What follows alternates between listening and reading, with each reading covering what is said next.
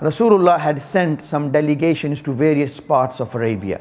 He sent one expedition to Yemen and made Hazrat Ali in charge of that expedition with several other Sahaba.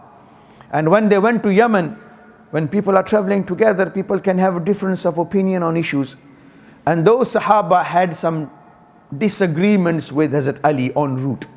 In the meantime, Rasulullah went to Hajj. Medina is in north, Makkah is in south, Yemen is further down south. So when Rasulullah came to Hajj from Medina down south, Hazrat Ali heard Rasulullah is coming to Hajj. So Hazrat Ali took all the Sahaba who were with him and came straight to Hajj. Hazrat Ali was so close. SubhanAllah, you can imagine when Hazrat Ali reached Makkah and joined Rasulullah in Hajj, Rasulullah asked him, Ali, what ihram have you put on? Because when people who go to Hajj, you can wear ihram for 3 different types of Hajj. Ifrad, Tamattu, Qiran. According to some ulama, Rasulullah had made niyat for Qiran. But Hazrat Ali wasn't going to be aware that Rasulullah has made this niyat because he wasn't with him. So when Hazrat Ali reached Makkah, Rasulullah asked him, Ali, what niyat have you made? He said, well, Ya Rasul, I've made the same niyat as you. मैंने ये नियत की सी भी जो हुजूर की नियत वो मेरी नियत. Allahu Akbar. And then when people who've been to Hajj, they know period of Hajj is very hectic. Now there's transport and hotels and other things, but in the time of the Prophet ﷺ, that wasn't the case. And so, but in any case, many people had come to Hajj from all over Arabia. 100,000 plus, as well as the people from Medina who came with the Prophet ﷺ. Hazrat Ali and these Sahaba, they were originally from Medina, so they would get opportunities to meet the Prophet anyway. So during Hajj period, the people who had been to Yemen with Hazrat Ali, they didn't get an opportunity to relate their disagreements with Hazrat Ali to the Prophet. But when after the completion of Hajj, all other people who had come from different directions, they all went their separate ways. And those who had come from Medina with the Prophet ﷺ, they were accompanying him back to Medina. Few thousand, 10,000, 15,000, whatever. 100,000+ had made Hajj with Rasulullah. And the people who had come with Rasulullah from Medina were now going back with Rasulullah to Medina. And back in the days, there were no motorways or service stations. So en route, there was a small oasis, which is a pond with some trees. So Rasulullah sallallahu alaihi wasallam stopped there to rest a little bit. On the pond, Sahaba, because there was water, they took water and the Prophet laid down to rest for a short while. Those Sahaba who had accompanied Hazrat Ali to Yemen and had some disagreements, then they came to see Rasulullah. And this oasis, a pond in Arabic is known as Ghadir, and was at a place called Khum. So the pond of Khum means Ghadir Khum. And they were coming, they stopped there. And these Sahaba, they got an opportunity to see Rasulullah sallallahu alaihi wasallam and make their complaints about the disagreements they had with him. And hearing their complaints about Hazrat Ali, Rasulullah realized and understood that Hazrat Ali was on the right and these people were just pushing their luck, as it were. So Rasulullah sallallahu alaihi wasallam addressed them saying, Alastu awla bil mu'minina min anfusihim. Am I not more dear to you than even yourselves? This is what Allah says in the Quran. An-nabiyyu awla bil mu'minina min anfusihim. That the Prophet is more dear to believers than even themselves. So Rasulullah said, Alastu awla bil mu'minina min anfusihim. Am I not dear to believers than even themselves? People said, indeed, Ya Rasulullah. And then the Prophet said, Man kuntu Maulaho fahaza Aliyyun Maulaho. If I am your maula, then this Ali is also your maula. Now this word maula has caused severe problems. The Shias accept it to mean, or apply it, or take it to mean the Prophet's successor.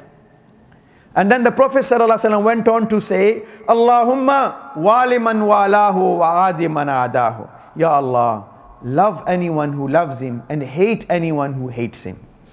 So what did the Prophet say? 3 things. Alastu awla bil mu'minina min anfusihim. Am I not more dear to you? Or do you not love me more than what you love yourselves? And if you love, and then the next bit, man kuntu Maulaho fahaza Aliyyun Maulaho. If I am your maula, then this Ali is your maula. Oh Allah, love someone who loves him and hate someone who hates him. So in between, Rasulullah used the word maula. The root word is wali. Wali means a friend, beloved. Maula in Quran has been used to describe Allah as well. Many of us, when we make the root, we say, Allahumma salli ala sayyidina wa maulana. Ya Allah, send your special blessings upon our leader, upon our maula, Muhammad sallallahu alayhi wasallam. Many people, they can't digest this. And they say, look, Allah is the maula. Because in Quran, we say, wa'afu anna waghfir lana warhamna anta maulana. So the word maula in Quran is used for Allah. So they say Allah is the maula. ذَلِكَ بِأَنَّ اللَّهَ مَوْلَى الَّذِينَ آمَنُوا. This is because Allah is the maula of the believers. So maula is a word, can be used for Allah, can be used for Rasulullah, can be used for others as well. In Sahih Bukhari there is a narration in which Rasulullah referred to as a Zayd. Anta akhuna wa maulana. You are our brother and our maula, meaning our beloved. So maula in Arabic can be used for Allah. If it is used for Allah, like in Quran, then it implies creator, master and Lord. If it is used for Rasulullah sallallahu alaihi wasallam, then it means our beloved leader, our prophet. And like many people use the word maulana to describe, to refer to an imam, Maulana Sahab. So that means someone respectable, someone like a teacher. And this is all reported in Hadith and Quran. And so the word here uses maula. Maula in Arabic has many names. It can beloved and so on. But here the whole context is such. Rasulullah starts off by saying, do you not love me more than what you love yourselves? And if you do, then just as you love me, love Ali as well, his son-in-law, the Prophet's cousin, someone Rasulullah loves. So if Rasulullah loves him, then should all believers not love him as well? And then Rasulullah made a dua, Allahumma wali man walahu wa adi man adahu. Ya Allah, love the one who loves him and hate the one who hates him. Shias, they say, no. This is nonsense. What Rasulullah was really referring was the fact, An-Nabiyyu awla, alastu awla bil mu'minina min anfusihim. Am I not in charge of you, more in charge of you than even yourselves? So if I am in charge of you, Ali is also in charge of you. So if Ali is in charge of believers and Rasulullah is in charge of believers, how many people in charge does that make? So that puts Hazrat Ali on the same platform as Rasulullah sallallahu alaihi wasallam. Then how can there be two? If Maula is taken in the world of in charge and a leader, then you can't have two leaders simultaneously at the same level.